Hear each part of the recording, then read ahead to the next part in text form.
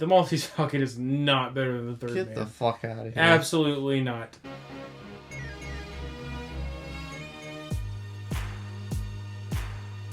Hey guys, what is it? Topical Nate here. Today I'm doing overrated or underrated for movies for the 1940s. If you want to check out the 1930s video, there's an I in the corner.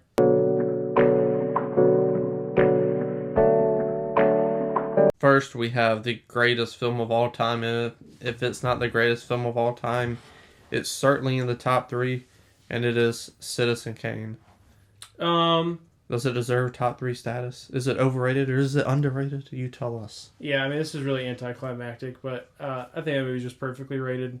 I totally understand why it objectively gets put in that spot. I know that there are people who get burnt out hearing it talked about so much.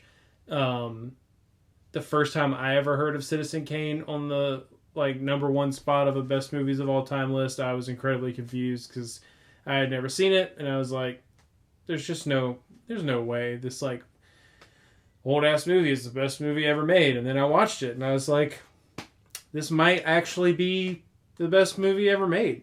It wouldn't be my number 1, but I certainly understand it being someone's number 1. So perfectly rated. First big film adaptation of this, I would say it's not the best. It's Pinocchio. Oh, like the animated one? Yeah. Disney. Yeah. That's tough. I'm going to say overrated, very slightly. It's still considered a Disney classic. I think most of that is just because, animation is literally it's getting its legs under it, especially when you're adding color and voiceover and all this other good stuff. But Pinocchio itself, the original one, is not that great of a movie. I like how weird it is. I like how dark it is. There, in my opinion, is a much better version of it now. So I'm just going to say very, very slightly overrated. Next, we have a mediocre film from a dead genre. It's The Third Man. You're wrong. This movie is incredibly underrated, in my opinion. It actually does pop up on some greatest. If you go to a top 100, a 100 greatest movies of all time list, it'll pop up one of those every once in a while. But the reason I say underrated is because I'm sure there will be some other very famous movies from the 40s that have stood the test of time or still referenced and talked about coming up on this list. We already talked about Citizen Kane, but Kane, and then it's going to come up. Kane and Casablanca are the movies from this decade that really get the most attention. To me, The Third Man is kind of ironically the third on that list that should still be talked about, and it's not talked about that much. So I say wildly underrated. Well, you blew the bit. Casablanca's next. Oh, okay. Yeah. I know a lot of people disagree with this. In my opinion, Casablanca would be my number 1 of greatest movies of all time. It is, in fact, number 1 on a few internet lists out there from some notable critic sites and things like that. So I have to say perfectly rated. I think it's a toss-up between this and Kane. But this movie's incredible. Absolutely love it. So I couldn't call it overrated because it's from the 1940s and it still gets talked about all the time, and I can't call it underrated because some people agree with me that this is the greatest movie of all time. So perfectly rated. So what's 3? Vertigo, Rear Window. What I think. I don't know. I've never thought about what. That'd be a list for another day. Yeah. Next, a movie that I think is better than The Third Man, but is in the same genre, The Maltese Falcon. The Maltese Falcon is not better than The Third Man. Get the fuck out of here. Absolutely not. Yeah, man, that's another tough one. I'm still going to say underrated. The reason I say underrated is because most of the time when this movie gets talked about, it's in reference to being the first real MacGuffin in film, or at least the most notable early MacGuffin in film, and it is still a really good movie. It should be talked about for more than that. Bogart is incredible in this film. It is an incredibly fun film. It's engaging, intriguing, so it should be talked about for more than just that one like plot device that it kind of kicked off. So I'll say underrated. Another movie that is better than The Third Man, The Philadelphia Story. Tough to compare those two for me. I want to say this one is underrated as well. To me, this is one of the best romantic comedies of all time. I can only think of one more that I'm pretty sure is from this decade that I would put above it. But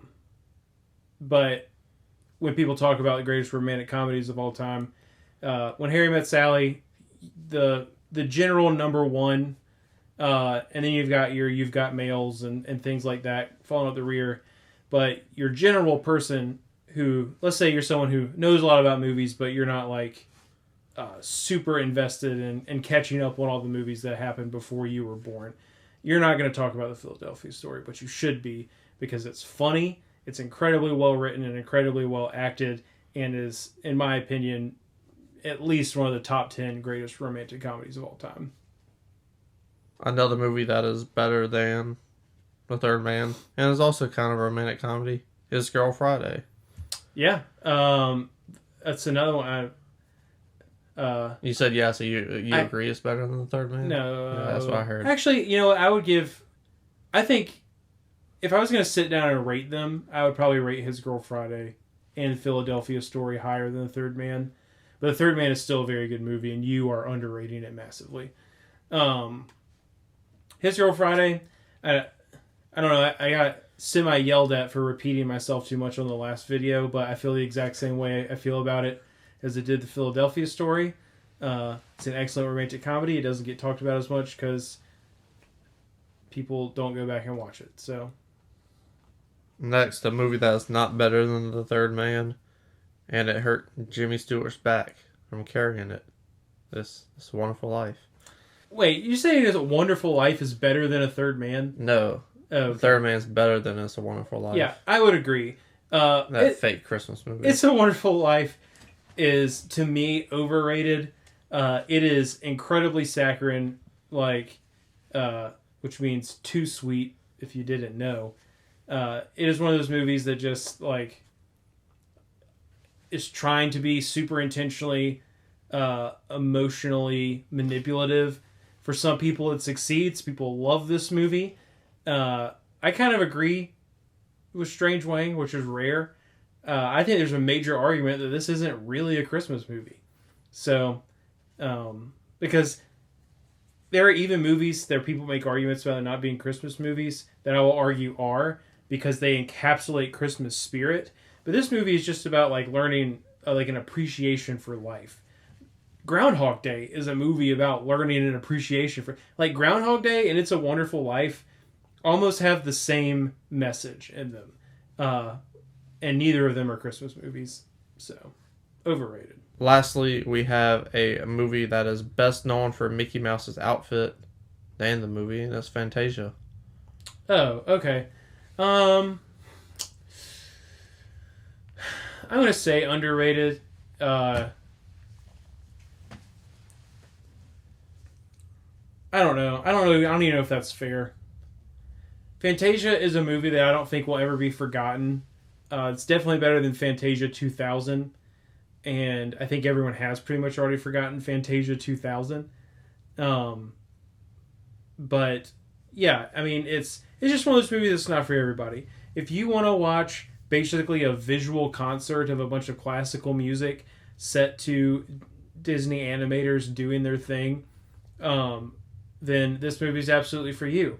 If you're the kind of person who's going to watch that and be like, this isn't even really a movie, this is just a really long music video for classical music, that's fine. But it's really an animated opera is what it is. I love it. I have a massive appreciation for animators. Computer animators of today's generation, they are wonderful. They have an incredibly difficult and time-consuming and tedious job. But to me, I will probably always have a little more respect for the old school hand-drawn guys or stop-motion guys, things like this. And the animation in Fantasia is absolutely incredible. It looks so good. And that shit was done in the 1940s. This is one of the earlier full blown, full color, full length animated feature films that required some insanely good editing because the whole thing, you're not even doing voiceover. The whole thing is literally you, because the dancing is in fact synchronized to the music in like the scenes that it's required. Like all the visuals are synced up to the music. So somebody literally had to sit there. They didn't have, Windows Movie Maker or iMovie where they could see the audio ribbon down below and the visual ribbon up above and then just slowly inch them together. They had to do all this stuff on like analog equipment. So the fact that this exists and it's done as well as it is absolute major achievement in art. I think it should be remembered a little bit more than it is. But let me know what you think down in the comment section below. Scroll back up, hit the like button, and subscribe. And don't forget to come back for the 1950s next week. It's not a game, it's a rich thing.